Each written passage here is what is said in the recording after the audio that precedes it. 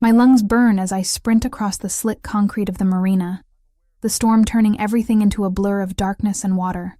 The wind tears at my cheap polyester uniform, still stained with marinara sauce from the dinner shift I abandoned 20 minutes ago. Salt spray mixes with rainwater on my face, and I can taste copper in my mouth from pushing too hard, too fast. I shouldn't be here. Every rational part of my brain screams that this is suicide. But Ethan's voice on the phone keeps replaying in my head. The terror. The way he choked on the words, "They're making me plant a bomb," before someone ripped the phone away.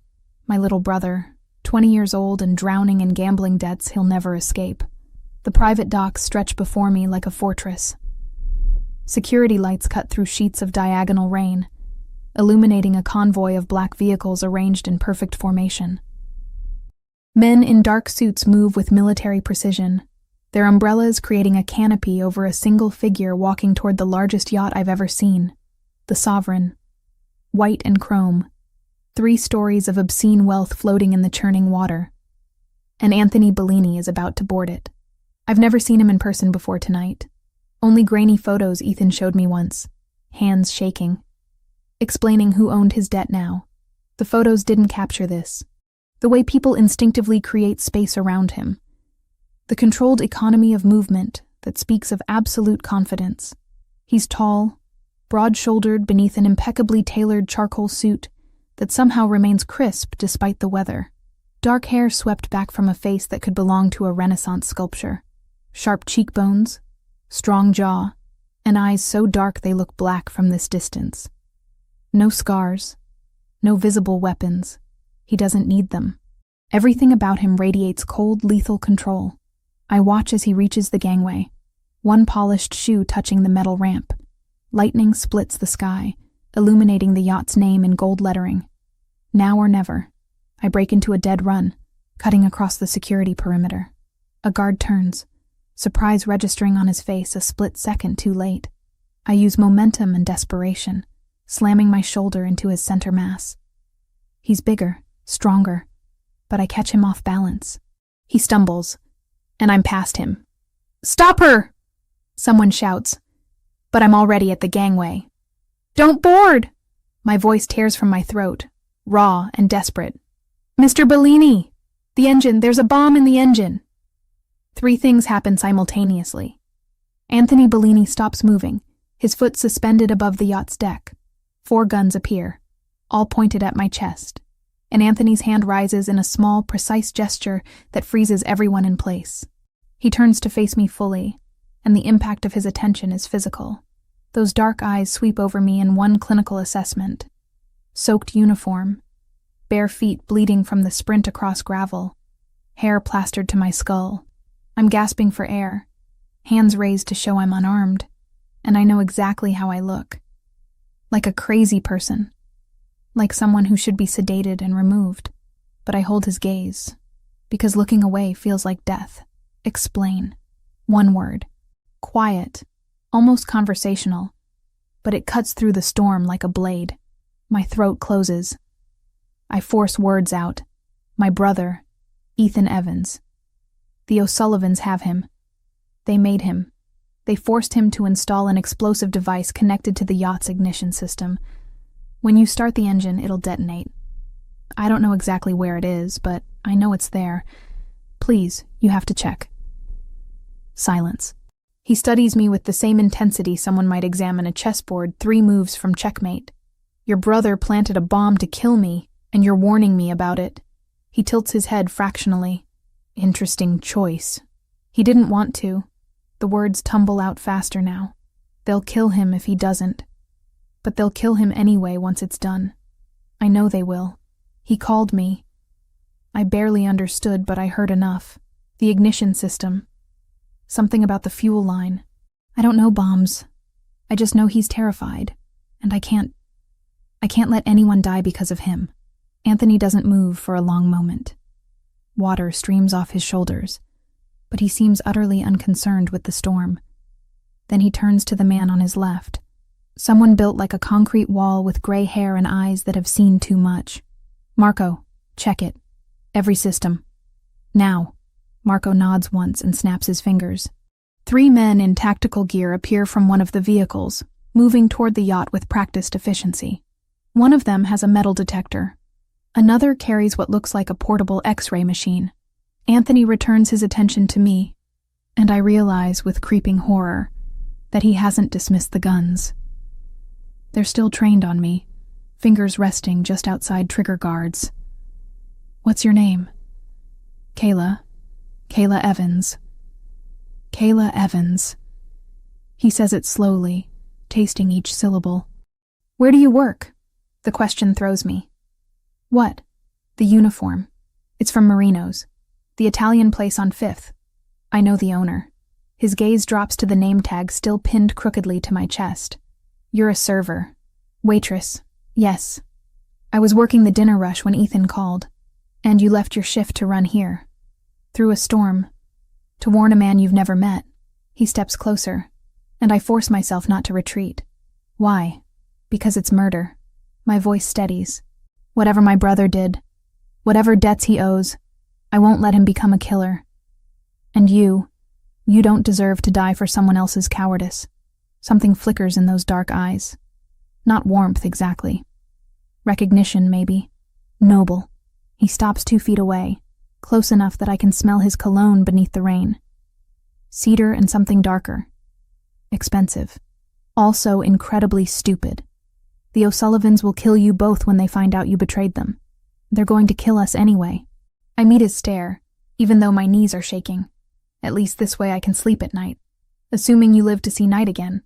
Before I can respond, Marco reappears on the gangway, his expression grim.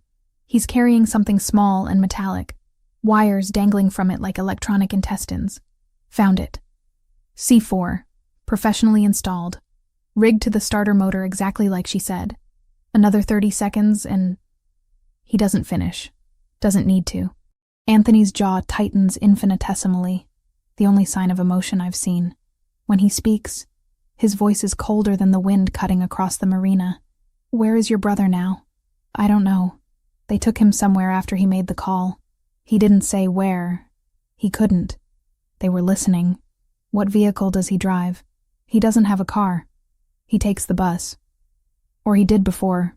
I trail off. "Before he owed Declan O'Sullivan money he can't pay." Anthony finishes. He pulls out a phone, sleek and black, and touches the screen without looking at it. "Get me a location on Ethan Evans. 20 years old, last known address Queens. Cross-reference with known O'Sullivan properties." He ends the call and returns the phone to his pocket in one smooth motion. The efficiency is terrifying. "Mr. Bellini, please, whatever happens to me, Ethan didn't mean..." "Be quiet. It's not harsh. Just absolute." I close my mouth. "You saved my life tonight, Kayla Evans. Whether you meant to or not, whether it was for your brother's soul or your own conscience, you saved my life. That creates a debt. I don't want money." "I know. That's why you interest me." He studies me again, and this time there's calculation behind the assessment. "The O'Sullivans will come for both of you. Tonight, tomorrow, next week. They'll find you, and they'll make examples. Public ones." Ice crystallizes in my stomach. "I know. Then you understand your options are limited." He gestures, and suddenly there are hands on my arms. Not painful, but unmovable. "Marco, take her to the car. Keep her secure but comfortable. And find the brother. Bring him to the estate." Panic flares. "Wait, what are you..." "Saving your life. Again." Anthony turns away, dismissing me. "You gave me information I needed. Now I'll give you something you need. Protection. At least until we resolve this situation with Declan." "I don't understand." He pauses at the gangway, looking back over his shoulder. The yacht rocks gently behind him, a monument to wealth and power that almost became his tomb. When he speaks, there's something almost amused in his tone. "You will. Marco, make sure she doesn't do anything else heroically stupid tonight. I have a phone call to make." Then he's moving again, striding toward the lead vehicle instead of the yacht. The men around him shift formation automatically, creating a protective barrier. I'm guided, not dragged, toward a different car. The leather interior is warm, dry. Someone hands me a towel. Through the tinted window, I watch Anthony Bellini make a call, his expression carved from stone. Whatever he's saying, whoever he's speaking to, it's a conversation that will change everything. And I realize with crystallizing certainty that I've just traded one type of danger for another. The O'Sullivans wanted us dead. Anthony Bellini wants us alive. I'm not sure which is more frightening. The elevator doesn't feel like it's moving, but the numbers climb steadily. 32 floors in complete silence except for the faint hum of machinery. Marco stands beside me, expressionless, while another guard I haven't been introduced to occupies the opposite corner. Nobody speaks. Nobody looks at me directly. I'm still wearing the damp uniform, though someone draped a wool coat over my shoulders during the car ride. Cashmere, probably. It smells like the same cedar cologne Anthony wears. My feet are wrapped in gauze and tucked into slippers 3 sizes too large. A medic cleaned and bandaged them in the back of the vehicle while we drove through the city, his hands efficient and impersonal. Ethan is alive. They found him in a basement storage unit near the docks, zip-tied to a metal chair with a hood over his head. Marco told me this in clipped sentences, offering no details about his condition. Just secured and en route. The elevator opens onto a space that steals what little breath I have left. Floor-to-ceiling windows wrap around 3 walls, revealing the city sprawled below like a carpet of lights. The storm has passed, leaving only wisps of clouds trailing across the moon. The office itself is all dark wood and leather, modern but substantial. A desk that looks carved from a single piece of mahogany dominates one end. Bookshelves line the interior wall, filled with volumes that appear actually read rather than decorative. Anthony Bellini stands at the window, hands clasped behind his back, still wearing the suit from the marina. He must have changed somewhere because there's no trace of rain on the fabric. His reflection in the glass watches us enter. Sit. He doesn't turn around. Marco guides me to one of 2 leather chairs facing the desk. I sink into it, my body finally registering exhaustion now that the adrenaline is fading. My hands won't stop shaking, so I tuck them under my thighs. Would you like something to drink? Anthony's voice is measured, almost polite. Water. Please. Marco moves to a sidebar and returns with a crystal glass filled with ice water. I accept it with both hands and drain half in one pull. The cold grounds me, sharp and real. Anthony finally turns from the window, moving to the bar himself. He pours 2 fingers of amber liquid into a tumbler, neat, and then leans against the desk rather than sitting behind it. The casual posture somehow makes him more intimidating. Not less, like a predator confident enough to relax before the kill. Tell me about your brother. It's not a request. I set the glass on the small table beside my chair, careful not to leave a ring. Ethan, 20 years old. He's studying, or he was studying, computer science at community college. Smart kid. Too smart for his own good sometimes. Smart people don't rack up $30,000 in gambling debts before they're old enough to legally drink. The number hits like a fist. 30,000. I knew it was bad, but hearing the actual figure makes the room tilt. He didn't tell me how much. He didn't tell you a lot of things, I imagine. Anthony takes a slow sip of his drink. The O'Sullivans run a poker room in the basement of a restaurant in Queens. High stakes, no limits, and they extend credit to anyone stupid enough to ask. Your brother asked, repeatedly. He's not a bad person. My voice sounds defensive even to my own ears. I didn't say he was. I said he was stupid. There's a difference. Anthony's dark eyes fix on me with unnerving focus. But you're not stupid, are you, Kayla Evans? You knew exactly what you were risking tonight. You understood that warning me meant signing your own death warrant, and you did it anyway. I couldn't let him murder someone. The words come out flat. I couldn't live with that. Why not?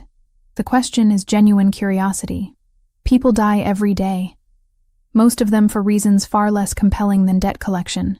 What makes one stranger's life worth sacrificing your own? I don't have a good answer. Or rather, I have an answer that sounds naive when spoken aloud. Because someone has to draw a line somewhere.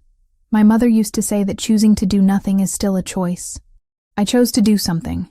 Your mother. He sets down his drink with deliberate care. She died when you were 17. Cancer. You dropped out of your senior year to care for her, then went back and finished a year late. No college. You've been working service jobs ever since, supporting both yourself and partially supporting Ethan through school. The clinical recitation of my life makes my skin crawl. You had me investigated, already. I had you investigated before Marco finished checking the yacht. I know what you ate for breakfast 3 days ago. I know you're 2 months behind on rent.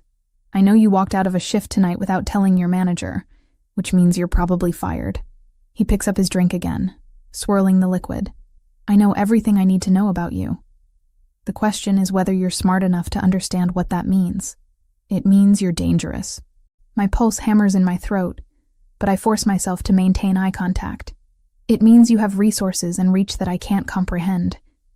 And it means you're deciding right now what to do with 2 people who've complicated your life. Close. The corner of his mouth lifts a fraction.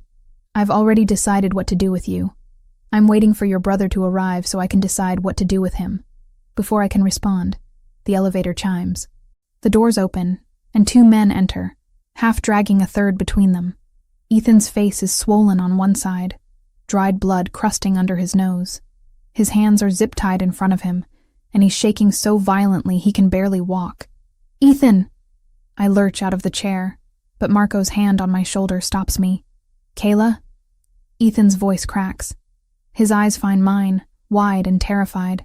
Oh God, Kayla, I'm sorry. I'm so sorry. I didn't know what else to do. Quiet. Anthony doesn't raise his voice, but the command slices through Ethan's babbling. The men dump my brother into the second chair. Ethan curls forward, hunching like he's trying to make himself smaller. Anthony approaches slowly, studying Ethan with the same clinical detachment he used on me. Ethan Evans, 20 years old. Computer science major with a gambling problem and no survival instinct. He circles the chair. You took money from Declan O'Sullivan. $30,000 over 6 months. You lost it playing poker with men who've been playing since before you were born. And when Declan called in the debt, you agreed to commit murder rather than face the consequences.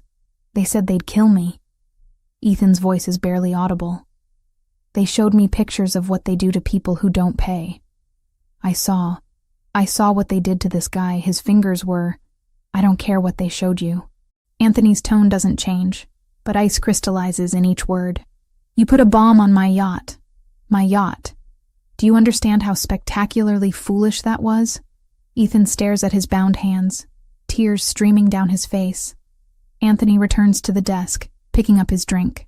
Your sister saved both our lives tonight. She sacrificed her safety, her job, possibly her future, to warn me about what you'd done. That kind of loyalty is rare. Admirable, even. He takes another sip. So I'm going to give you both a chance to survive this. But first, I need to make a phone call. He pulls out his phone, taps the screen, and activates the speaker. The ringtone fills the office, each pulse amplifying the tension. A rough voice answers on the third ring. Who's this? Declan. It's Anthony Bellini. We need to talk. Silence. Then a laugh, sharp and humorless. Bellini. Heard you had some excitement at the marina tonight. Shame about your yacht. Hope you weren't planning any trips. Anthony's expression doesn't change. The yacht is fine. The bomb was found and disarmed. Your asset failed. The silence stretches longer this time. When Declan speaks again, the amusement is gone. I don't know what you're talking about. Of course you don't. Just like you don't know Ethan Evans. And you didn't threaten to kill him unless he planted explosives on my property. Anthony's voice remains conversational, almost friendly. But since we're pretending, let me explain something. The Evans siblings are under my protection now. Their debt to you has been purchased by me, along with any claims you might have on their lives or services. You can't just... I already did. The money will be transferred to your account within the hour. $30,000, plus interest at your usual rate. Consider it a business transaction. He pauses, letting the words sink in. But understand this, Declan.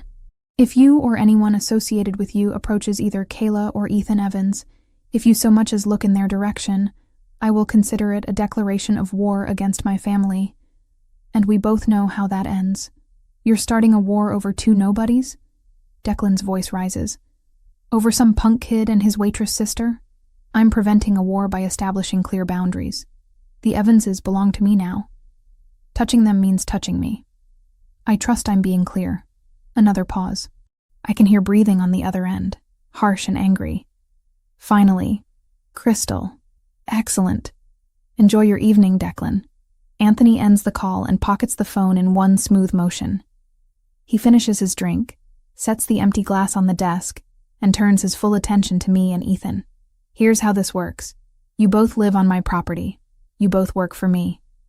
Kayla, you'll manage household operations. Ethan, you'll assist my security team with technical systems. You'll have rooms, meals, everything you need. But you don't leave without permission. You don't contact anyone from your old lives. You exist within my protection until I decide the threat has passed. How long? My voice sounds steadier than I feel. Until I'm satisfied that your debt has been paid. Not the money, understand. Loyalty, trust, proof that saving my life tonight wasn't a calculated move to gain favor, but genuine character. He crosses his arms. Refuse, and you're both free to walk out that door. I'll have Marco drive you anywhere in the city. Of course, Declan will know within an hour, and you'll be dead by morning. But the choice is yours. Ethan looks at me desperate. I can see the question in his eyes. The plea for me to fix this like I've fixed everything else in his life. But this time, there's no fixing. Only surviving. We accept. The words come out firm. Final. Anthony nods once. Marco, show them to their rooms. Make sure they have everything they need. As Marco cuts Ethan's zip ties and helps him stand, Anthony catches my arm. His grip is light but unmovable. When I meet his eyes, there's something unreadable in them. Your brother made a mistake that should have cost him his life. You made a choice that earned you mine. Don't confuse the two. Then he releases me, and I follow Marco toward the elevator, Ethan stumbling beside me. As the doors close, I catch one last glimpse of Anthony Bellini standing alone in his office, silhouetted against the city lights. We're not prisoners exactly, but we're not free either. We're something else entirely, something I don't have a name for yet. 7 days in the Bellini mansion, and I've learned that luxury doesn't mean peace. It means thicker walls to contain the violence, better locks to keep threats outside, and surveillance cameras disguised as decorative molding. The room they gave me is larger than my entire queen's apartment. King-sized bed with sheets that feel like water, a private bathroom with heated marble floors, and a walk-in closet someone filled with clothes in my exact size. Jeans, blouses, practical shoes. Nothing extravagant, but everything fits perfectly. I don't want to think about how they got my measurements. Ethan's room is down the hall. I've seen him twice. Once at breakfast the second day, where he couldn't meet my eyes and pushed eggs around his plate until Marco appeared and took him away. The second time was yesterday evening, when I heard him laughing from somewhere in the depths of the house. Actually laughing. The sound was so unexpected I followed it to the garage, where I found him elbow-deep in the engine of a vintage Alfa Romeo, while a man I later learned was Vincent, head of security, explained torque ratios. My brother looked focused, engaged, less like someone awaiting execution and more like someone learning a trade. I left before he noticed me watching. The mansion operates on schedules I'm still decoding. Staff arrive at 6 a.m, a cook, 2 housekeepers, a groundskeeper, someone whose job seems to be exclusively maintaining the indoor plants. They work in efficient silence, completing tasks and departing by early afternoon. Anthony himself is a ghost. I've heard him twice, voice carrying from behind closed doors, speaking in rapid Italian that my high school classes can't parse. But I haven't seen him since that first night in his office, which is why I'm surprised when I realize the household management is chaos. It starts when I wake early on the 4th morning and wander downstairs looking for coffee. The kitchen is restaurant grade, all stainless steel and commercial appliances, but the pantry is a disaster. Canned goods mixed with dry goods, no organization by type or date. I find 3 opened bags of flour, 2 of them growing weevils. The refrigerator is worse. Expired milk, produce rotting in the drawers, takeout containers dating back weeks. The cook, an older Italian woman named Rosa, arrives to find me wrist-deep in the cleanup, garbage bags piled around me. "Signorina, no, you don't need to." She rushes forward, distressed. "When did you last do inventory?" I ask, not unkindly. Her face flushes. "I cook what Mr. Bellini requests. The ordering, the stocking, that's not my responsibility." "Whose responsibility is it?" She spreads her hands, helpless. "It was Maria's job, but she left 3 months ago. No one replaced her. 3 months of accumulating disorder. I think of Anthony Bellini's pristine office, the perfect tailoring of his suits, the precision in his movements. This chaos would drive him insane if he knew about it. Maybe he doesn't. Maybe the household staff is invisible to him, a machine that's supposed to run itself. I'll handle it, I tell Rosa. By noon, I've cataloged every item in the kitchen, created a master inventory list, and identified what needs ordering. By evening, I've done the same for the household supplies, cleaning products, linens, toiletries. The housekeepers watch me with wary confusion, unsure if I'm overstepping or helping. I don't ask permission. I just do the work. The pattern continues. I discover the staff schedules overlap inefficiently, leaving gaps where no one's available, and redundancies where 3 people are doing one person's job. I create a new rotation, posting it on the back of the pantry door. I find receipts for vendors overcharging by 30% and research alternatives. I establish protocols for supply orders, maintenance requests, and emergency contacts. The house begins functioning like the restaurant I used to work at during the Sunday brunch rush.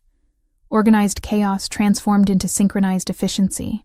On the 7th day, I'm in the library cross-referencing vendor invoices against delivery logs.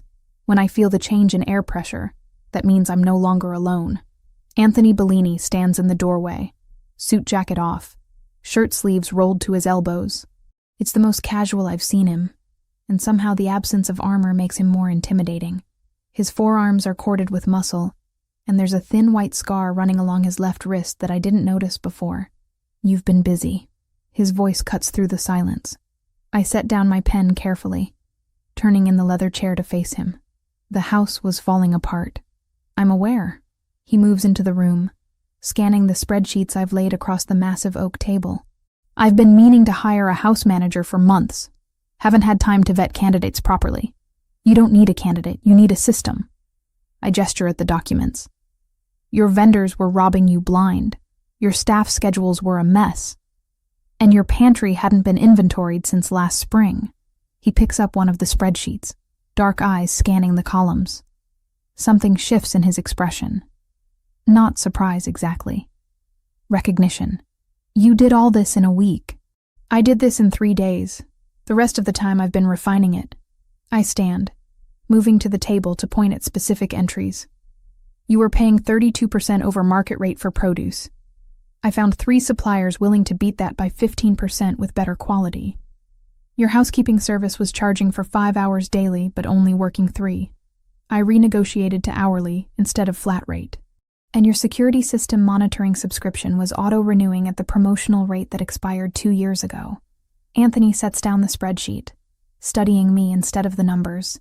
"You could have stayed in your room, read books, watched television, pretended to be a guest. I don't know how to be a guest." The words come out sharper than intended. "I know how to work, so I worked. Managing a household isn't payment for protection, Kayla. No, it's proof that I'm useful. That keeping me here is an investment, not charity." I meet his gaze directly. "You said the debt would be paid through loyalty and trust. I'm paying it the only way I know how." For a long moment, neither of us speaks. The library feels smaller suddenly, the air charged with something I can't name.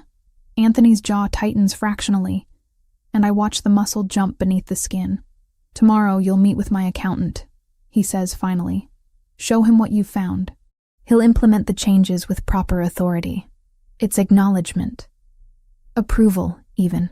I nod once. The sound of shattering glass explodes from the front of the house. Anthony moves before the echo fades, his entire body shifting from relaxed to lethal in the span of a heartbeat. He's through the library door and down the hall before I process what happened.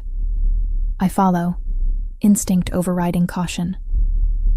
The main foyer is pristine except for the window. One of the tall leaded glass panels that frame the entrance is destroyed, fragments scattered across marble tile. In the center of the destruction sits a brick, gray and unremarkable except for the paper wrapped around it and secured with twine. Marco appears from nowhere, gun drawn, barking orders into a radio. 2 other security personnel materialize, sweeping the perimeter. Anthony stands perfectly still, staring at the brick with an expression I recognize from the marina. Cold, calculating fury. He crouches, picking up the brick with careful hands. The paper unrolls as he removes the twine. Even from 10 feet away, I can read the message scrawled in black marker. Bought the debt, not the grudge. Watch your back, Bellini. Sweep the grounds, Anthony says quietly. Check all cameras for the past hour. Find who did this. Marco holsters his weapon. They're sending a message, testing boundaries. They violated my home. Each word is precisely enunciated, devoid of inflection. That's not a test. That's a declaration. His eyes find mine across the foyer, and something in his expression makes my stomach drop. Not fear directed at me. Fear for me. Take her to the safe room, he tells Marco. I don't need... now. The word is absolute. Final. Marco's hand on my elbow is gentle but unyielding. He guides me toward a section of wall that slides open to reveal a reinforced door with a biometric lock. The room beyond is windowless, furnished with monitors showing every angle of the property. Wait here, Marco says. Don't open this door for anyone except Mr. Bellini or myself. Understood? I nod numbly. The door seals with a hydraulic hiss, and I'm alone with the screens and my racing thoughts. The O'Sullivans aren't backing down. They took Anthony's money but kept the threat. And now they've proven they can reach past his defenses, get close enough to damage property, close enough to hurt the people inside, close enough to hurt me. I watch the monitors as security fans across the grounds, methodical and professional. I watch Anthony in the foyer, still holding the brick, his jaw set in a way that promises retribution. I watch Ethan being escorted from the garage to another secure location, his face pale but composed. We thought accepting Anthony's protection meant safety, but all it did was paint targets on our backs in a war we don't understand and can't fight. 20 minutes pass before the safe room door opens. Anthony enters alone, and the space immediately feels smaller. He doesn't speak, just stands with his back against the wall, arms crossed. They didn't find anyone, I say. Not a question. Professional throw. Calculated trajectory to avoid cameras. They were gone before the glass hit the floor. His voice is flat. Declan wants me to know he's watching. That buying your debt didn't buy your safety. So what happens now? Anthony's dark eyes fix on mine with uncomfortable intensity. Now I make a choice. I can send you away. Different city, new identities, enough money to start over. You'd be free of me and free of Declan. 50-50 chance you survive 6 months before someone tracks you down. Or you stay here, closer than before, under constant protection, until I eliminate the threat permanently. He pushes off the wall, closing the distance between us. Keeping you here makes you a target. Sending you away makes you prey. Either option could get you killed. But at least here, I control the variables. You're asking me to trust you with my life. My voice doesn't waver. I'm telling you that you already did. The moment you ran across that marina, his hand rises, and for a second I think he might touch my face. Instead, he points at the monitors. This is my world, Kayla. Violence and strategy and calculated risks. You saved me from becoming a casualty. Let me return the favor by keeping you from becoming one. I look at the screens, at the mansion that's become both sanctuary and prison, at the man whose protection is the only barrier between me and death. I stay, I say. Anthony nods once, something like satisfaction crossing his features. Good. Then we prepare for war. The dress hangs in my closet like an accusation, deep burgundy silk that catches light and transforms it into liquid fire. I've been staring at it for 10 minutes, and it still doesn't feel real. Mr. Bellini requires your presence at the museum gala tonight. Marco delivered the message this morning with his usual economy of words. 7 o'clock, a A stylist will arrive at 4 to assist with preparations. I didn't ask why. In the 2 weeks since the brick shattered our illusion of safety, I've learned that Anthony Bellini doesn't explain strategy to the pieces on his chessboard. He simply moves them. The stylist turns out to be a woman named Julia, small and severe, who takes one look at me and sighs like I've personally offended her. She spends 3 hours transforming me into someone I don't recognize. Hair swept into an elegant twist, makeup applied with precision that emphasizes cheekbones I didn't know I had, nails shaped and polished in neutral rose. When she finally allows me to put on the dress, I understand why she chose it. The color makes my hazel eyes look amber in certain light. The cut is deceptively simple, sleeveless with a high neckline, but it fits like it was sewn onto my body. The silk moves when I breathe, whispering against skin I've spent 23 years ignoring. The jewelry. Julia produces a velvet box containing delicate gold pieces, thin chain necklace with a small pendant, matching bracelet, subtle earrings. Nothing ostentatious. Everything perfectly calibrated to suggest wealth without screaming it. I look like I belong in Anthony Bellini's world. That's the point, I realize. Tonight I'm not Kayla Evans, former waitress. I'm whoever he needs me to be. The door to my room opens without knocking. Anthony enters, stops, and goes completely still. He's wearing black. Suit, shirt, tie, all in varying shades of darkness that make him look like he's carved from obsidian. His hair is styled back from his face, emphasizing the sharp architecture of his features. Those dark eyes sweep over me once, comprehensive and assessing before meeting my gaze. You'll do. 2 words, utterly devoid of inflection, but I catch the fractional tightening of his jaw, the way his hands flex once before he clasps them behind his back. For Anthony Bellini, that's equivalent to a gasp. What exactly am I doing? I turn from the mirror to face him directly. Attending a charity gala. The museum is hosting a fundraiser for arts education. Very public, very visible, very safe. He moves further into the room, and I'm suddenly aware of how intimate this space is. My bedroom, my territory. Except nothing here is actually mine. Declan O'Sullivan will be there. He sits on the museum's board of directors. Understanding crystallizes cold and sharp. You're using me as bait. I'm establishing that you're under my protection in a setting where violence would be inconvenient for everyone involved. He stops 3 feet away. Declan needs to see that threatening you means confronting me. Publicly. Where his reputation is as vulnerable as mine. There are 6 of my people on the floor, 4 more outside, and a response team within minutes, he adds, shifting fully into the cadence I have come to recognize as operational, not personal. I am not throwing you to him, Kayla. I am making sure that when he looks at you, he has to see me, and the cost of underestimating both of us.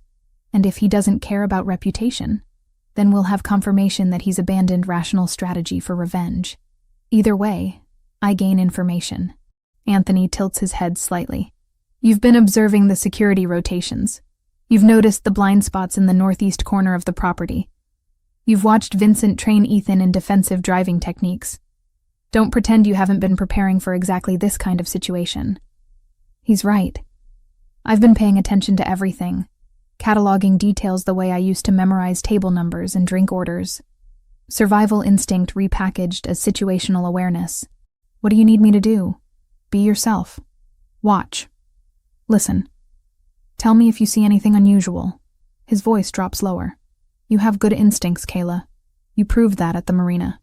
Trust them tonight. Before I can respond, he produces a small earpiece from his pocket. Communication device. Marco will be on the channel, as will 2 other security personnel positioned throughout the venue. If you feel unsafe, say the word sanctuary, and you'll be extracted immediately. I take the earpiece, fitting it into my ear. It's nearly invisible, warm from his hand. Ready? He asks. No, absolutely not. But I nod anyway. The museum is all marble columns and vaulted ceilings, transformed into a garden of lights and flowers for the evening. Hundreds of guests circulate through galleries temporarily cleared of art, replacing paintings with people wearing clothing that costs more than most cars. A string quartet plays something classical and forgettable. Waiters move like ghosts. offering champagne and hors d'oeuvres with practiced invisibility. I recognize that invisibility. I used to be one of them. Anthony's hand settles at the small of my back as we enter.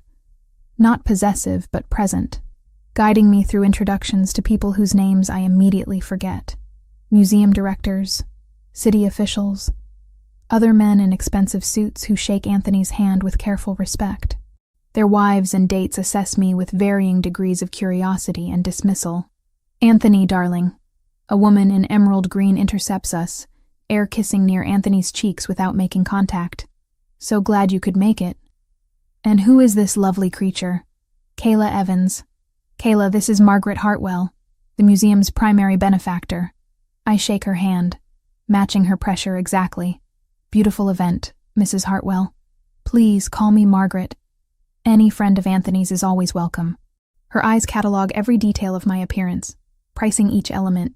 "That dress is stunning." "Valentino? I'm not sure," I admit honestly. "It was a gift." Margaret's smile sharpens with understanding. How generous. As she glides away, I catch Anthony's reflection in a nearby window. He's watching me with something approaching amusement. "You're doing well," he murmurs. So quietly only I can hear. "I haven't done anything." "Exactly. You're not trying too hard." That's the secret to this world. Confidence and boredom in equal measure. We move deeper into the crowd. I accept champagne from a passing waiter more for something to hold than any desire to drink it. The bubbles tickle my nose, and I take a tiny sip, letting the cold liquid ground me in the moment. That's when I see him. Not Declan O'Sullivan, though I spot him later across the room, distinguished and silver-haired, holding court near a bronze sculpture. No, I see the waiter.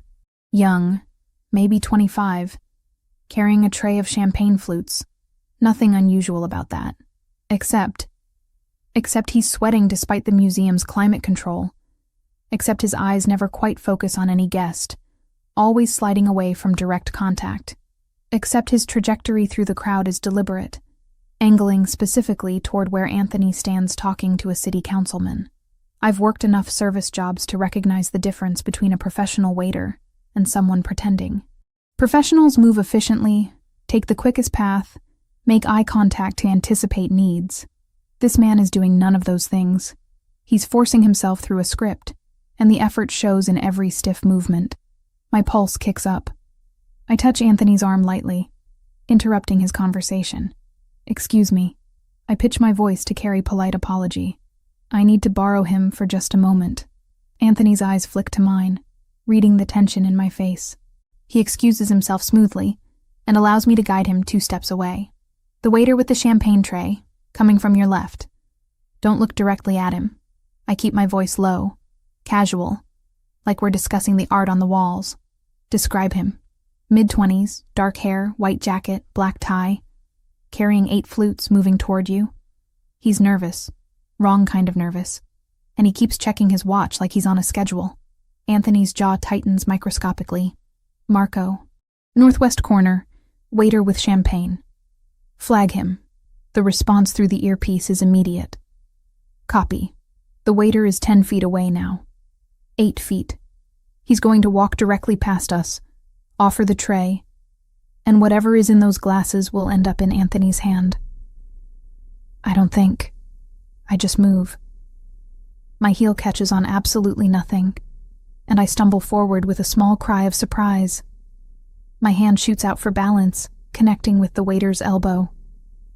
The tray tilts. 8 champagne flutes tumble in slow motion, crystal shattering against marble in a cascade of glass and golden liquid. "Oh God, I'm so sorry," I gasp, loud enough for nearby guests to turn and stare. "I don't know what happened. The waiter's face goes white, then gray. His eyes dart to the exit, to Anthony. Back to the exit.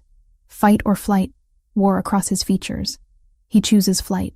He drops the tray completely and bolts, pushing through startled guests. Marco materializes from the crowd, moving to intercept, but the waiter has a head start and desperation on his side.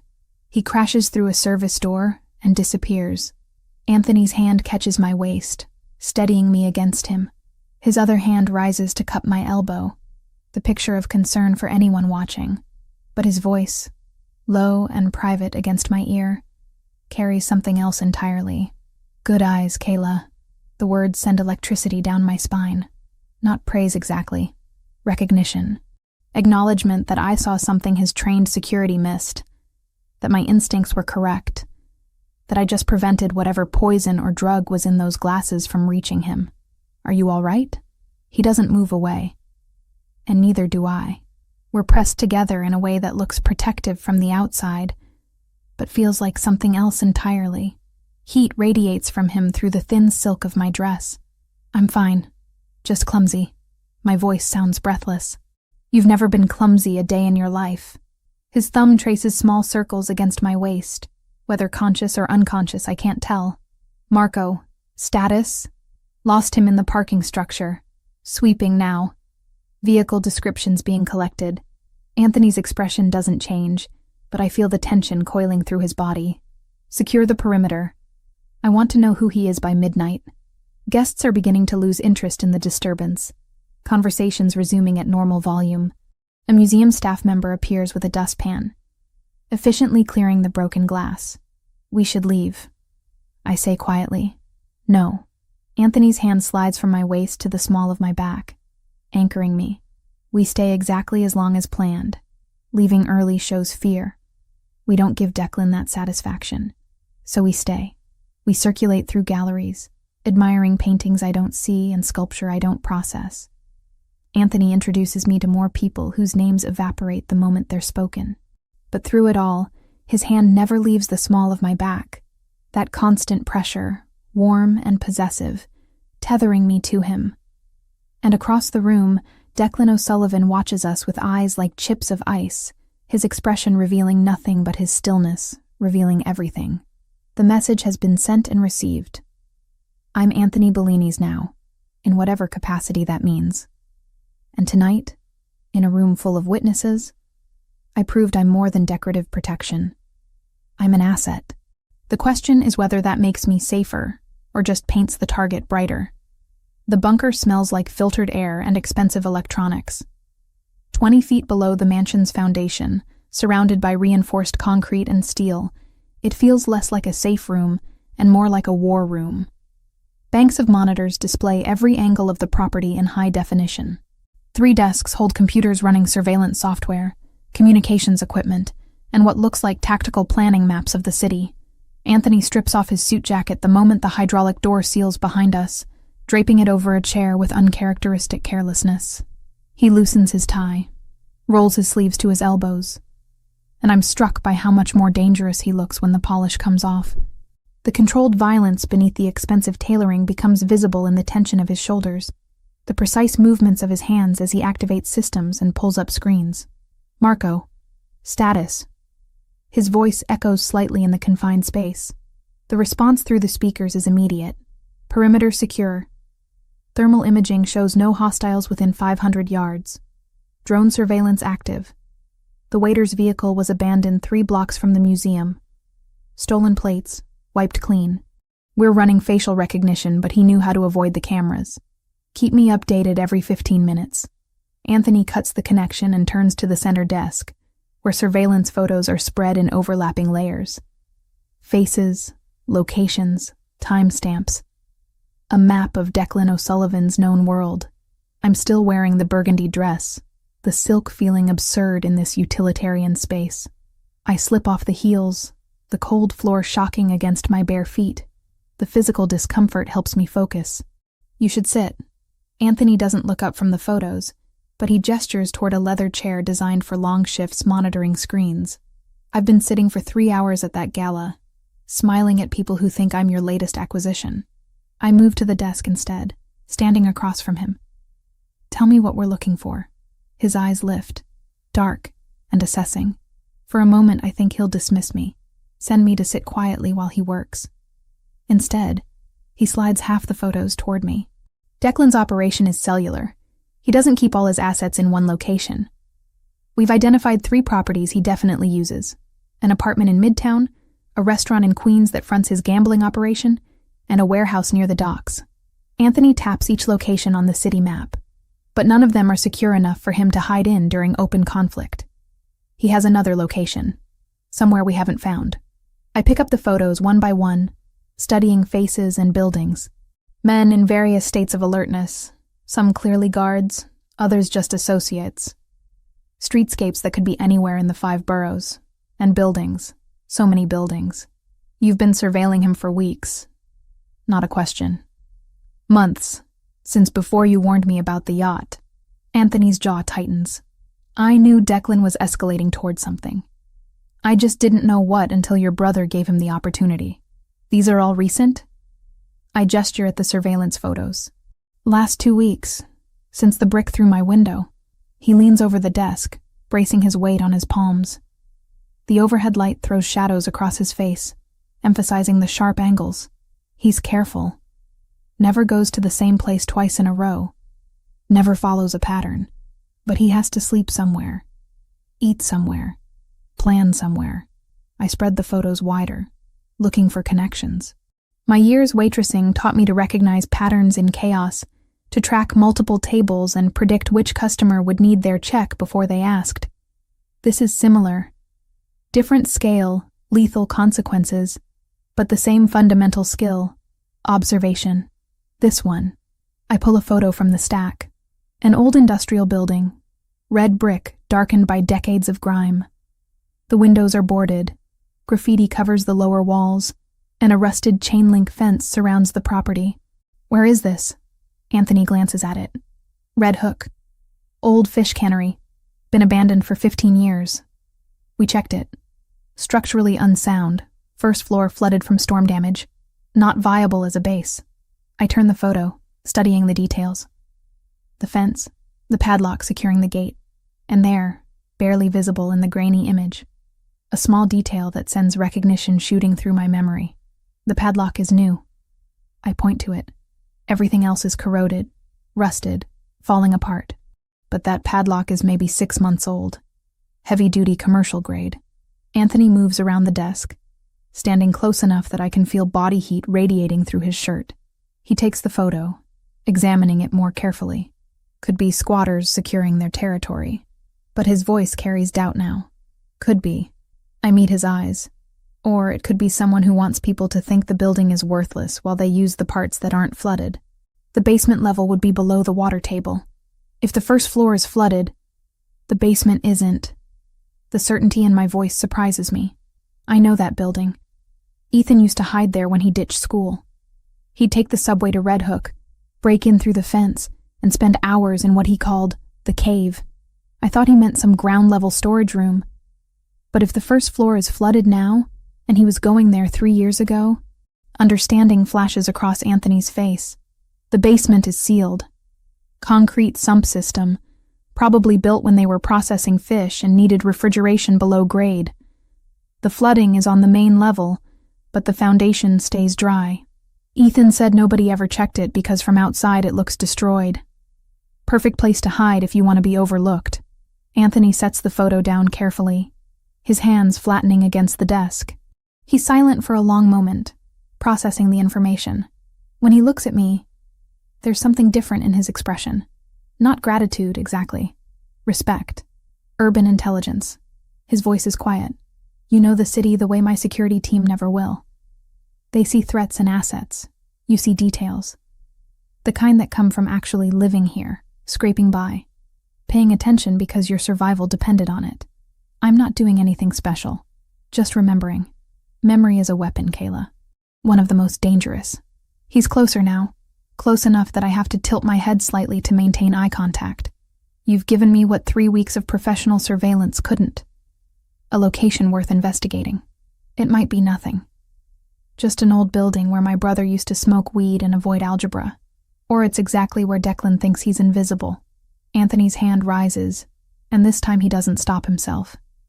His fingers brush my jaw, tilting my face toward the light. You're wasted serving tables. You're wasted organizing my house. That mind should be doing more. The touch sends electricity across my skin. I should step back. Maintain professional distance. Remember that I'm here because of debt and necessity, not choice. But I don't move. Neither does he. What are you doing? My voice comes out softer than intended, reconsidering several assumptions. His thumb traces along my cheekbone, feather light. I thought keeping you close was about protection, making sure the O'Sullivans couldn't use you against me. But it's become something else. What?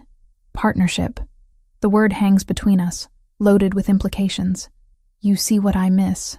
I have resources you need. We complement each other's weaknesses. That's very tactical of you.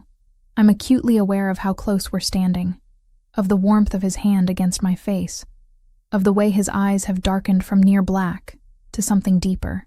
I'm always tactical, but his voice has lost its clinical edge. Except right now. Right now I'm about to do something completely impractical. He kisses me. It's not gentle, not tentative or exploratory. It's decisive and thorough, his mouth claiming mine with the same confidence he applies to everything else. One hand stays at my jaw, angling my face precisely where he wants it. The other slides to the small of my back, pulling me flush against him. The silk dress is a useless barrier between us, thin enough to feel every plane of muscle, every point of contact. I should hesitate. Question this. Maintain some kind of boundary between employer and employee, protector and protected, captor and captive. But those definitions dissolved sometime between the marina and the museum, between the broken window and the surveillance photos. I kiss him back. My hands find his chest, feeling his heart hammering beneath the expensive cotton. The texture of his shirt is smooth under my palms as I slide them up to his shoulders, anchoring myself against the intensity of the moment.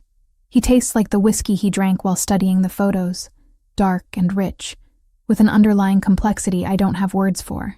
When we break apart, both breathing harder than tactical planning requires, his forehead rests against mine. The position is intimate in a way the kiss somehow wasn't. Vulnerable. That was impractical. I whisper. Extremely. His hand is still at my back, keeping me close. Also, inevitable. Is this another strategy? Keep me invested in your survival by making it personal? Do you think I'm that calculating? But there's no heat in the question. Just genuine curiosity. I pull back enough to see his face properly. I think you're exactly that calculating. It's what makes you dangerous. What I don't know is whether you're calculating with me, or if I'm the one variable you haven't figured out how to control. The corner of his mouth lifts. Not quite a smile, but close. You terrify me, Kayla Evans. You have from the moment you ran across that marina. Anyone crazy enough to throw themselves between me and death isn't controllable. You're chaos disguised as competence, and you're drawn to that, helplessly. He kisses me again, softer this time but no less intense. His hands frame my face like I'm something precious rather than problematic. When we separate, his voice is rough. Stay here tonight, in the bunker, until Marco confirms the property is secure and we've verified no immediate threats. There's only one bed. I gesture to the corner where a narrow military-style cot sits against the wall. I'm aware. I'm not asking you to share it. I'm asking you to be somewhere I know you're safe while I plan our next move. He steps back, creating space between us with visible effort. Declan escalated tonight. He tried to poison me in a room full of witnesses. That's desperation, not strategy. Which means he's more dangerous now than he was yesterday. The shift from intimate to tactical is jarring, but I understand the necessity. We're in the middle of something that could get us both killed. Personal feelings, whatever they are, have to wait until the immediate threat is neutralized.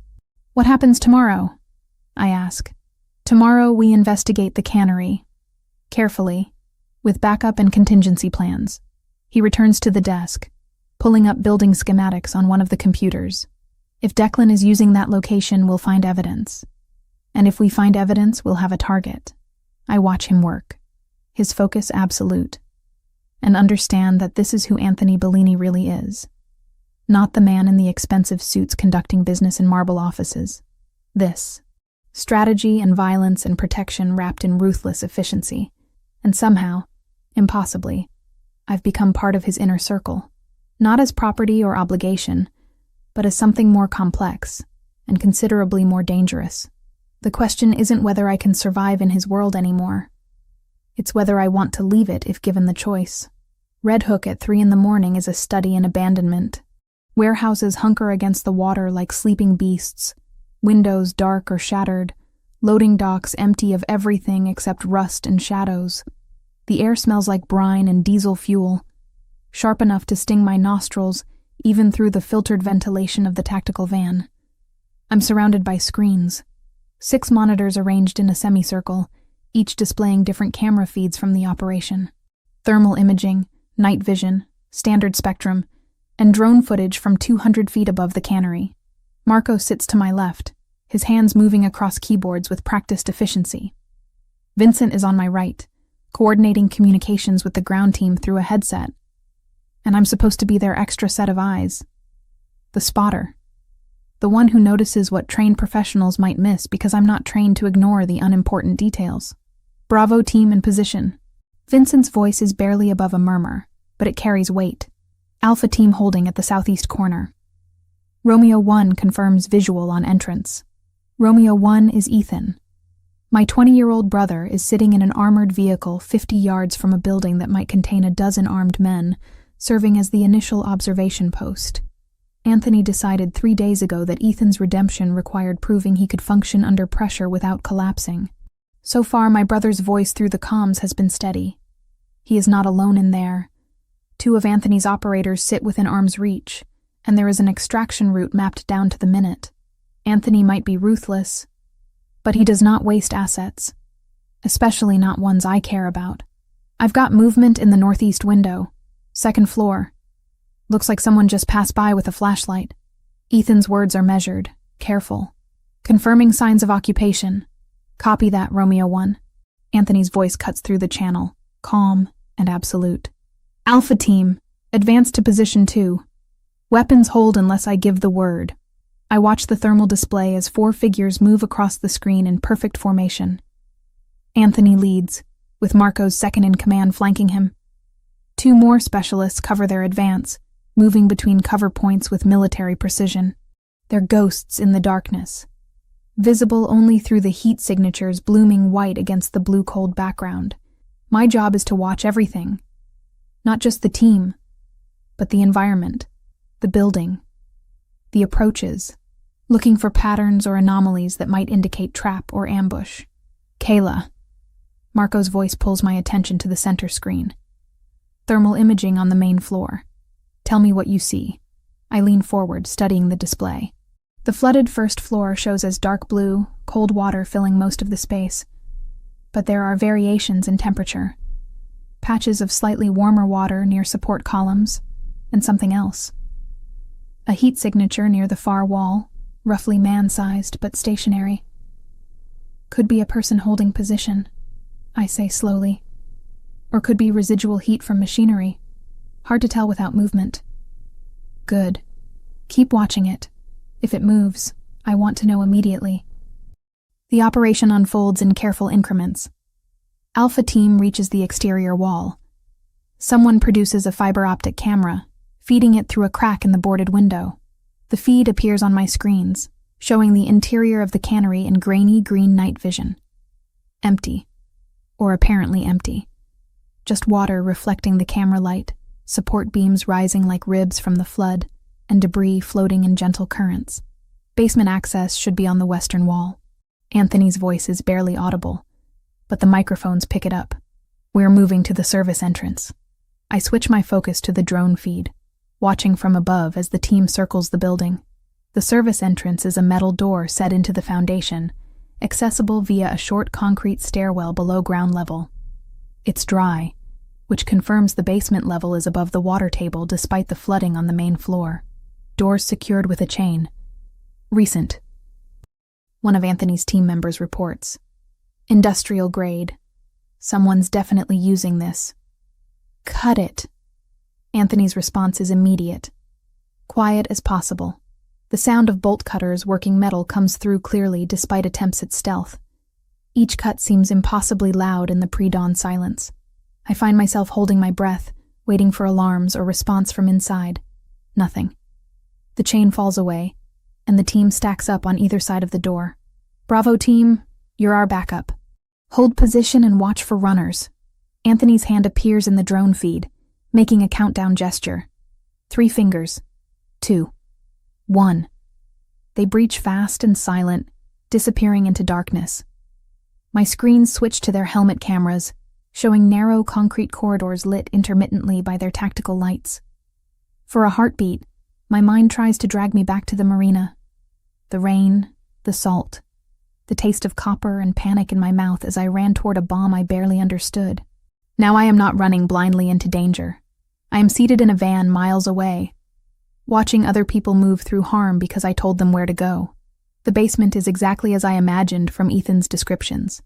Low ceilings, industrial pipes running overhead, rooms branching off the main passage, and signs of recent occupation everywhere. A camping stove, sleeping bags, empty food containers. This isn't a squat.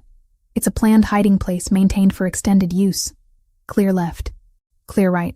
Main corridor clear, advancing to secondary junction. The voices overlap, calm and professional. I watch 3 different camera angles simultaneously, trying to build a mental map of the layout. The team moves like water, flowing around obstacles, covering angles with practiced efficiency. That's when I notice the thermal anomaly. On the overhead view, the building's heat map shows the team as bright white signatures moving through blue cold corridors. But there's something else. 2 smaller signatures in the ventilation system running along the ceiling, moving parallel to the team's advance but slightly ahead. Wait. My voice cuts across the channel, sharper than intended. Anthony, stop! The team freezes instantly. Total discipline. Total trust that my warning has merit. What do you have? His voice carries no doubt, only readiness. I zoom the thermal display, tracking the signatures in the ductwork. They're definitely human-sized, definitely moving with purpose toward a junction point ahead of where the team stopped. Thermal imaging shows 2 hostiles in the ventilation ducts. Eastern passage, approximately 15 feet ahead of your current position. I keep my voice steady, clinical, mimicking Marco's earlier tone. They're moving to flank you. Looks like they're heading for the junction where the main corridor splits. Ventilation access points? Anthony directs the question to his team. Multiple ceiling grates, standard commercial size. Someone confirms. I watch the signatures creeping forward. They're going to drop down behind the team, or attack from above when they reach the junction. Classic ambush positioning. They're almost in position. I can hear my heartbeat in my ears. 20 seconds until they reach the intercept point. Copy. Anthony's response is glacier calm. Alpha 2 and 3, suppressed weapons on the ceiling. Wait for my mark. Alpha 4, watch our 6. Nobody moves until I give the word. The team shifts formation. 2 operators aim upward at specific grate positions. The others create a defensive perimeter. Through the helmet cameras, I watch them wait, utterly still, while the thermal signatures above them creep into position. 5 seconds. I count down. 3, 2. They're directly above you. Now. The suppressed weapons fire with soft coughs rather than bangs. The ceiling grates shatter. 2 bodies drop from the ductwork, hitting the concrete with impacts that sound like wet meat hitting stone. The team is on them instantly, weapons trained, lights illuminating 2 men in dark clothing who aren't moving anymore. Targets neutralized. Anthony's voice carries no emotion. Check them. ID, weapons, communications. I exhale for the first time in what feels like minutes. Marco glances at me, something approving in his expression. Good catch. Most spotters would have dismissed that thermal reading as rats or building artifacts. I've seen enough rats to know how they move. My hands are shaking now that the immediate threat has passed.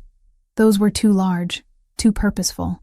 On screen, the team continues their sweep. They find the command center in what was probably the cannery's main refrigeration room. Computers, communications equipment, maps marked with locations throughout the city. This was Declan's planning headquarters, his sanctuary, the place he thought invisible. Jackpot. Anthony's voice carries grim satisfaction.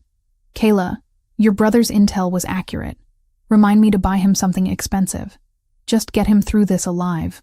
I'm watching the screens, but I'm thinking about Ethan in that vehicle, proving his worth, trying to earn back trust he shattered with stupid choices. Romeo 1, you're clear to extract. Good work tonight. Anthony pauses.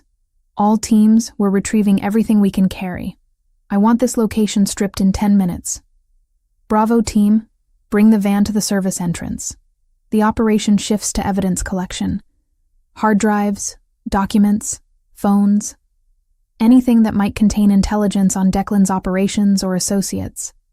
The team moves efficiently, loading equipment into cases and hauling it up the stairs. I watch the perimeter feeds, alert for any response. But Red Hook stays dark and silent. Either Declan's people weren't expecting an attack, or they've already fled. Either way, Anthony's gamble paid off. Package secure.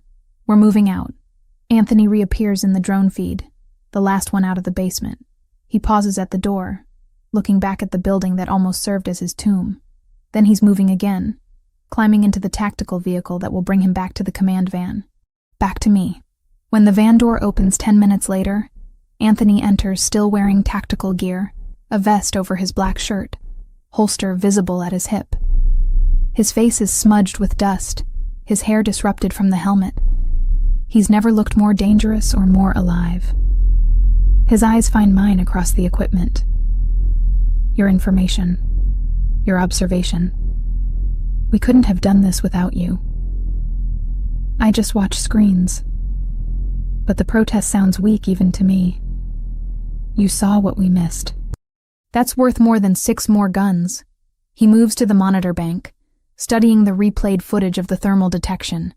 Those men in the ducts would have killed at least 2 of my people before we neutralized them. You saved lives tonight, Kayla. The weight of it settles over me. Not just abstract strategy anymore. Actual lives. People who go home to families because I noticed a thermal signature and trusted my instinct. Vincent claps me on the shoulder once. Welcome to the team, spotter. Marco nods agreement. Even the tactical operators file past, offering quiet acknowledgments. I've earned something tonight. Not just Anthony's trust, but theirs. As the van pulls away from Red Hook, heading back to the mansion through empty pre-dawn streets, Anthony sits beside me. Our shoulders touch in the confined space. His hand finds mine in the darkness between seats, squeezing once. The message is clear. We work. Together. As partners. The factory interior unfolds across 6 monitor screens, each angle revealing layers of rusted machinery and shadows that move with purpose. Anthony's team swept through the building 30 minutes ago in coordinated silence, neutralizing resistance with efficiency that would be beautiful if it weren't so lethal. 4 guards down, restrained with zip ties in the loading bay. 2 more unconscious in the eastern corridor. Declan O'Sullivan's protection dismantled piece by piece until only one room remains occupied. The main office. 2nd floor, overlooking what used to be the processing floor. Steel-framed windows that haven't been cleaned in decades. A desk that's somehow both decrepit and functional, covered in papers and technology that doesn't belong in this monument to industrial decay. And Declan O'Sullivan himself, trapped like the predator he is, suddenly realizing he's become prey. Alpha 1 entering final room. Anthony's voice through my headset is steady, clinical. The helmet camera feed shows his gloved hand pushing open the office door, weapon raised in a 2-handed grip that speaks of training far beyond what most civilians ever see. Declan stands behind the desk, hands visible but tense. He's older than his surveillance photos suggested. Silver hair disheveled, expensive shirt torn at the shoulder. Blood stains his left sleeve, though whether from injury or transfer from one of his fallen guards, I can't determine from this angle. Bellini, Declan's voice carries through the audio feed, rough with pain or rage or both. Took you long enough to find me. You made it interesting. Anthony doesn't lower his weapon. The camera view stays locked on Declan's center mass, professional and unwavering. But you were sloppy at the end. Desperate people make mistakes. I watch 3 monitors simultaneously. The main feed from Anthony's helmet, the tactical view from Marco, who's covering the door from the corridor, and the thermal imaging that shows the 2 of them as bright signatures against the cold building, alone in that room while the rest of the team secures the perimeter. Desperate. Declan laughs, sharp and bitter. I'm not the one who started a war over a waitress and her idiot brother. The words land like calculated strikes. I feel Marco glance at me in the van's close quarters, gauging my reaction. I keep my expression neutral, eyes on the screens, even as something cold and angry coils in my chest. You started this war when you put a bomb on my yacht. Anthony's voice doesn't change temperature. Everything after was just consequences finding their natural conclusion. Because of her. Declan emphasizes each word, leaning forward despite the weapon pointed at him. Because some blonde nobody stumbled into your life and turned you soft. The Anthony Bellini I knew 10 years ago would have killed them both the moment they became inconvenient. But now? Now you're playing house with civilians, pretending domesticity doesn't make you weak. The camera doesn't waver. Anthony's breathing stays controlled, measured. But I catch the fractional tightening of his finger near the trigger guard, a tell so small most people would miss it. I don't miss it. You're projecting. Anthony takes one step forward, closing distance by calculated inches. You lost control of your territory, lost respect from your own people, lost the discipline that kept you alive this long. And now, you're trying to justify your failures by blaming my choices. Convenient psychology, Declan. Also incorrect. You think she makes you stronger. Declan's hands shift slightly, one dropping toward his hip in a gesture that might be unconscious adjustment, or might be something else. She's a liability, a target. Every enemy you have will use her against you, and you'll die protecting someone who isn't worth the cost. Through the monitor, I watch Anthony's posture settle into something colder, more final. When he speaks, his voice drops to a register I've only heard once before, in that office 30 floors above the city when he declared war on Declan's operations. You're right about one thing. She is worth dying for. But you'll never understand why. Because men like you don't comprehend loyalty that isn't purchased or coerced. You can't imagine someone choosing to stand beside you instead of behind you. The helmet camera captures Declan's expression, shifting, fear beginning to erode bravado. His weight transfers backward, shoulders hunching in preparation for flight or surrender. We're done here. Anthony's weapon stays trained on center mass. Turn around, hands behind your head. Marco's going to restrain you, and then we're going to have a very long conversation about your operations, your associates, and exactly how we dismantle what's left of your organization. Declan's hands rise slowly, palms visible.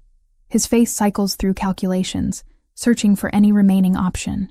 He turns gradually, presenting his back to Anthony, fingers interlacing behind his skull in the universal gesture of surrender. Every instinct I've developed over 3 weeks of watching operations and learning tactical patterns screams wrong. The surrender is too smooth, too practiced. Declan's breathing changes, shallow and quick, like someone preparing for explosive movement, and his right knee bends slightly, weight shifting to his left leg in a way that has nothing to do with casual balance. Anthony. I lean forward, hand covering the microphone to prevent feedback. Watch his legs. Something's wrong with how he's standing. On screen, Anthony's weapon doesn't move, but his head tilts fractionally. Acknowledgement without words. Marco appears in the doorway, moving to approach Declan's exposed back. The tactical protocol is clean.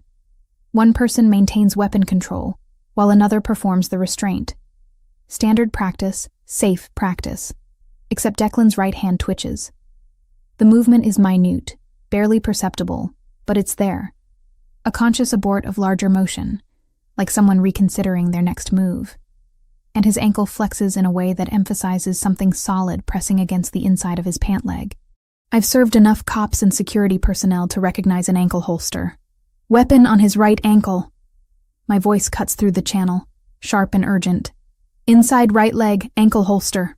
Time fractures into slow motion. Declan's hand abandons the surrender position, dropping toward his leg. His body pivots, twisting to bring the concealed weapon into firing position.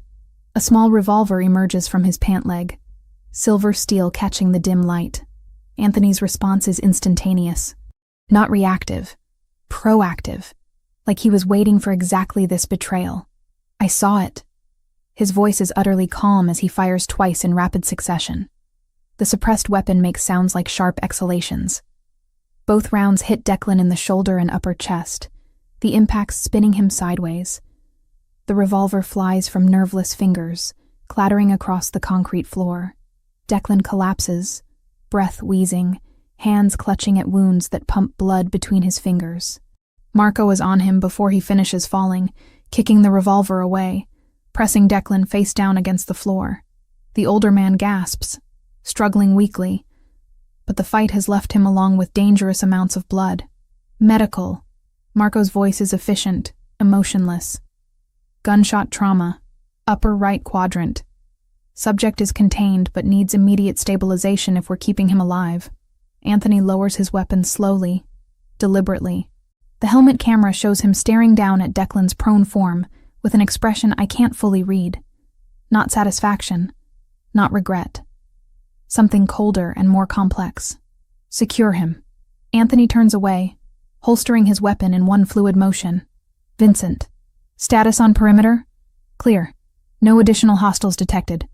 Building is ours. Vincent's response crackles through the channel. Then we're done here. Anthony moves toward the door, pausing to look back at Declan one final time. Get him stable enough for transport.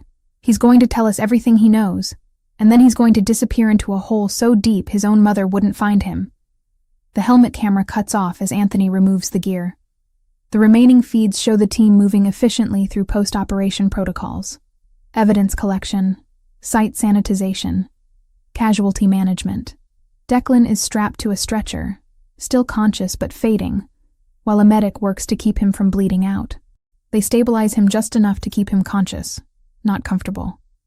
An improvised interrogation room takes shape around the stretcher, medical kit balanced on a crate, plastic sheeting dragged under the metal frame. Marco's voice a low metronome of questions as he presses for names, accounts, safe houses. Declan holds out longer than I expect, and less than he probably promised himself he would. In the end, it's not mercy or a clean arrest that waits for him. Just blood loss, and the math of bad choices finally coming due on that concrete floor. 15 minutes pass before the van door opens. Anthony climbs inside, and the confined space feels smaller with his presence. He's shed the tactical vest, but blood spatters his shirt and forearms. Not his blood. Never his. He's holding a white cloth, methodically wiping red stains from his hands with movements that are almost meditative. Our eyes meet across 3 feet of equipment and distance that feels simultaneously vast and non-existent. You saw the ankle holster. His voice carries no question, just statement. I saw how he was standing, the way his weight shifted wrong for a real surrender. I don't look away from the blood on his hands, the evidence of violence he committed without hesitation. I thought you needed warning. I had already clocked the weapon before we entered the room. Thermal imaging showed a heat signature inconsistent with body temperature on his ankle. Anthony finishes cleaning his right hand, moving to the left with the same careful attention. But when you confirmed what I suspected, it gave me certainty. No second guessing. No hesitation that could have cost Marco his life. So you didn't need me. The words come out flatter than intended. Anthony sets down the cloth, his hands clean now, and closes the distance between us. In the van's cramped interior, that means he's close enough that I can smell gunpowder residue beneath his cologne, can see the gold flecks in his dark eyes that I never noticed before. I've never needed anyone. Need implies weakness, dependency, vulnerability. His hand rises, fingertips tracing the line of my jaw. But partnership isn't about need. It's about multiplication. You double my effectiveness. I double yours. Together we see angles neither of us would catch alone. That's very rational. My pulse kicks up despite the clinical language. I'm always rational, but his thumb brushes across my lower lip, and there's nothing rational about the heat in his gaze.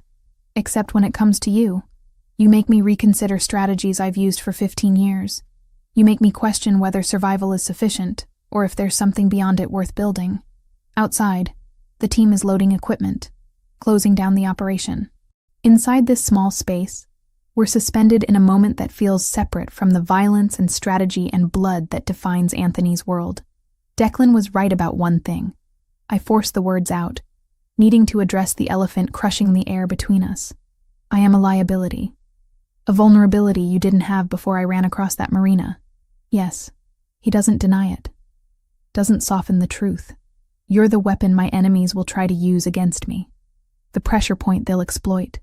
Every tactical assessment says I should eliminate the vulnerability, send you so far away that leverage becomes impossible. My stomach drops. Are you? No. The word is absolute. because they're operating on incomplete information. They see vulnerability. I see asset. They see weakness. I see the person who identified a bomb, organized my household, spotted thermal signatures my professionals missed, and just saved one of my best operators' lives by trusting her instincts. His forehead rests against mine, the gesture intimate in a way that transcends the physical. We're partners now, Kayla Evans, in strategy and protection and whatever else this becomes. Declan is neutralized. His organization will collapse within days. And when the dust settles, you and I are going to decide what we're building in the space where threats used to be. I should question this. Demand clarity about exactly what partnership means in Anthony Bellini's world. But his lips find mine, and the kiss tastes like promises written in blood and certainty forged in fire. And I realize I already made my choice weeks ago. Everything after is just learning to live with the consequences.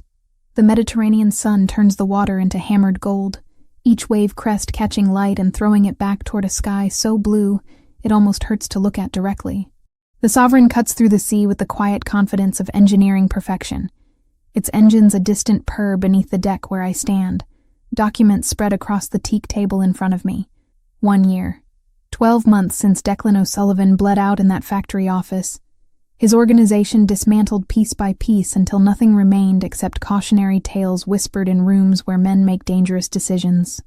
12 months since I stopped being Kayla Evans, waitress and survivor, and became something else entirely. Partner. Strategist. The woman who stands beside Anthony Bellini instead of behind him. My phone vibrates against the table, Ethan's name flashing across the screen. I pick it up, scanning his message with practiced efficiency. Got my midterm grades back. 2 A's and a B+. Professor Reeves says I should consider graduate programs. Can you believe that? Me, in grad school. Also, I'm seeing someone. Her name's Claire. She's in my algorithms class. I think you'd like her. Miss you. Don't let Anthony work you too hard. I type back quickly. Proud of you. Send pictures of Claire. And Anthony knows better than to overwork me. I run his schedule now, remember? The truth of that sits comfortable in my chest. The Bellini Foundation operates out of offices in Manhattan and Rome, funding educational programs and small business grants throughout immigrant communities. Legitimate enterprise built on the bones of less legitimate operations. My job title is Director of Operations, which is corporate speak for the person who makes sure Anthony's vision translates into functional reality. I'm good at it. Better than I ever was at carrying plates or organizing pantries.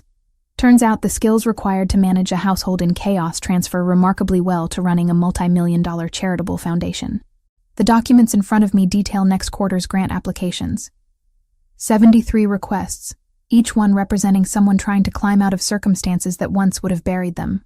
I've already narrowed the list to 25 finalists, cross-referenced against need and viability, and potential for sustainable impact. Anthony will approve whichever ones I recommend. Not because he's delegating blindly, but because over the past year, he's learned that my judgment in this arena exceeds his own. I understand struggle in ways his privileged upbringing never taught him. I see potential where he sees risk. We balance each other. Always have, from that first night in the rain. Footsteps on the stairs pull my attention from the applications. Anthony emerges onto the deck, barefoot and casual in ways I never imagined possible when I first saw him in that impeccable charcoal suit. Linen pants and a white shirt unbuttoned at the collar, sleeves rolled to his elbows. His hair is slightly disheveled from the wind, and there's color in his face from days spent away from office fluorescence. He looks younger than 33. Looks happy, if I'm honest, though he'd probably object to the word. Working. He states it without question, moving to stand behind my chair. His hands settle on my shoulders, thumbs pressing into muscles tight from hours hunched over paperwork. You're supposed to be on vacation. This is vacation. I'm reviewing grants on a yacht in the Mediterranean instead of in a Manhattan office. I lean back into his touch, feeling tension dissolve under expert pressure. Besides, you were on a conference call until 20 minutes ago. Neither of us knows how to stop working. True. His hands move from my shoulders to my arms, sliding down to encircle my waist. He pulls me back against his chest, chin resting on top of my head. But I'm trying to learn. For you. The vulnerability in those two words still catches me off guard sometimes. Anthony Bellini doesn't do vulnerability as a general rule. But with me, in private moments like this, he lets the armor drop enough that I glimpse the man beneath the careful construction. Ethan got his grades. I tilt my head back to look up at him. 2 A's and a B+. He's thinking about graduate school. Something soft crosses Anthony's expression. Pride, maybe. Or satisfaction at an investment paying unexpected dividends. He's come far. From installing bombs under duress to legitimate academic achievement in 12 months. That's not nothing. You gave him a second chance when most people wouldn't have. My hand covers his where it rests against my stomach. That's not nothing either.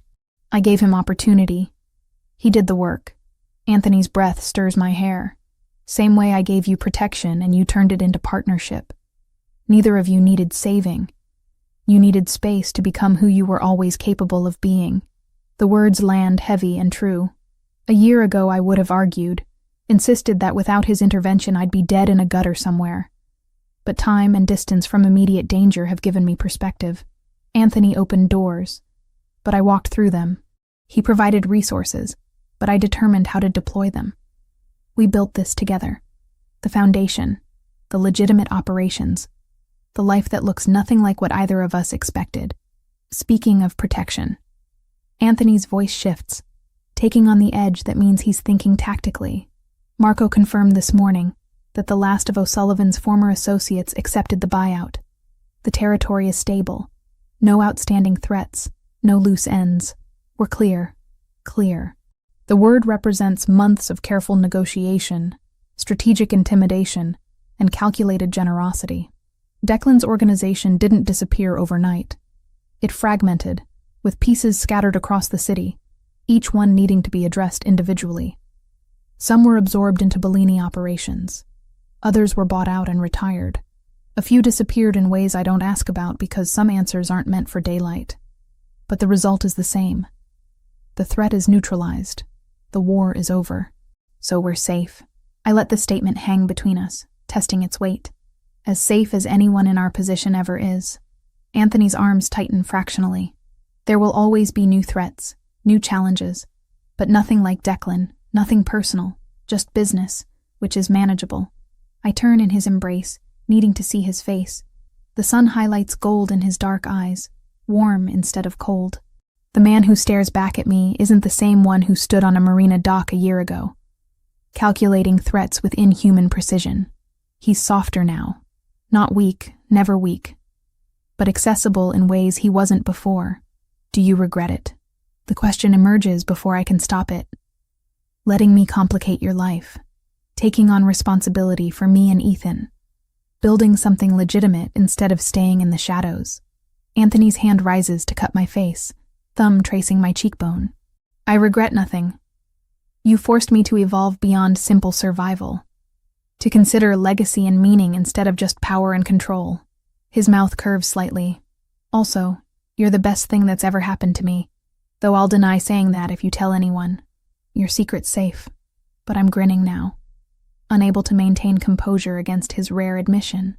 He kisses me then, slow and thorough, tasting like espresso in the peppermint he keeps in his pocket.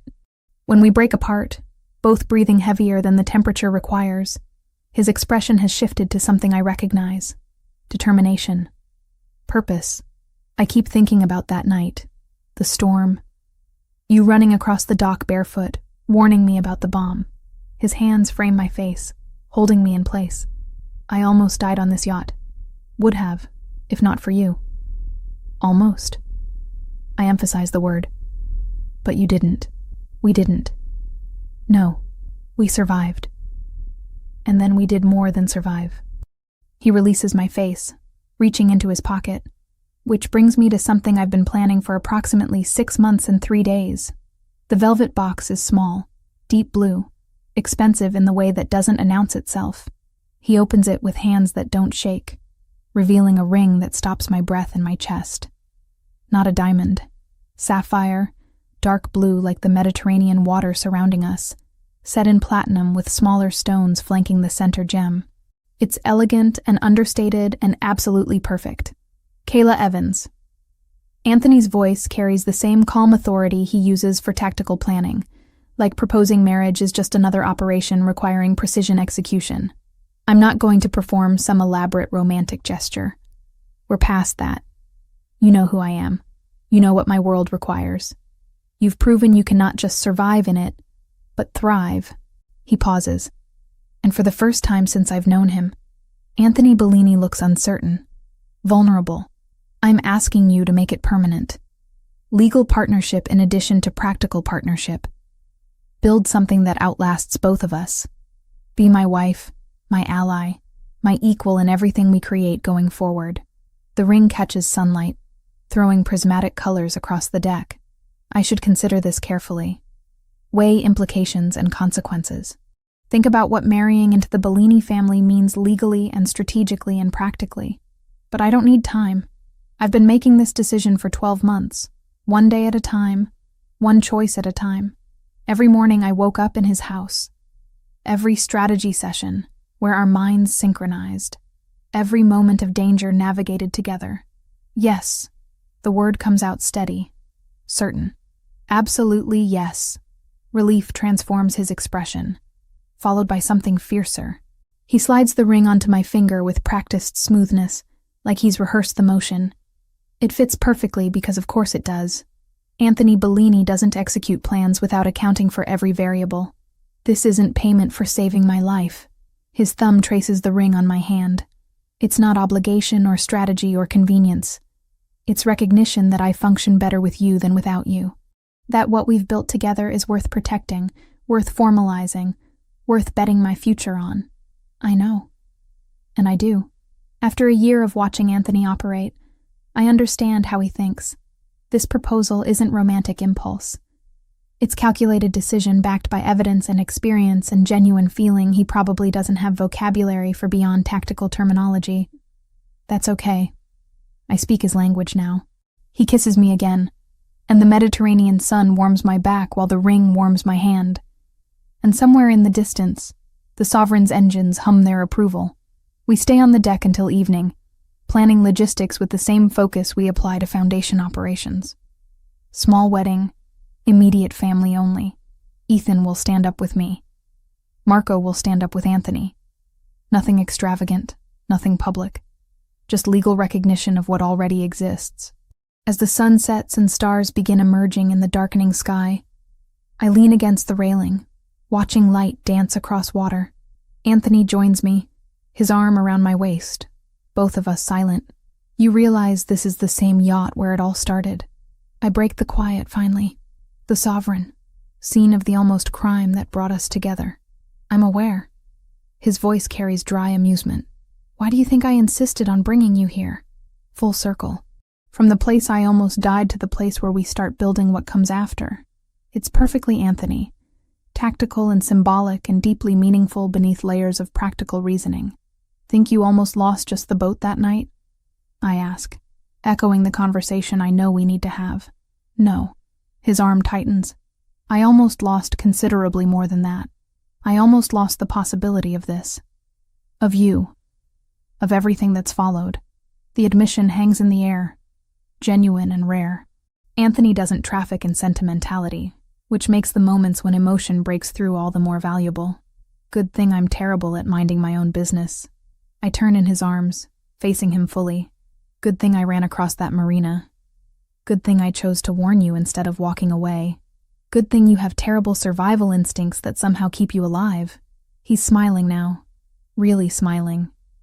And it transforms his entire face. Good thing I'm possessive enough to keep you anyway. We kiss as the sun finishes setting, and somewhere below deck, the crew prepares dinner. And in New York, Ethan texts his new girlfriend about his family. And in Rome, the foundation staff processes applications that will change lives. The war is over. The threats are managed. The future stretches ahead like the Mediterranean itself, vast and possibility-filled and ours to navigate together. I'm not Kayla Evans anymore, waitress and survivor. I'm becoming Kayla Bellini, partner, strategist, wife. The woman who saved a Mafia boss and ended up saving herself in the process. The end.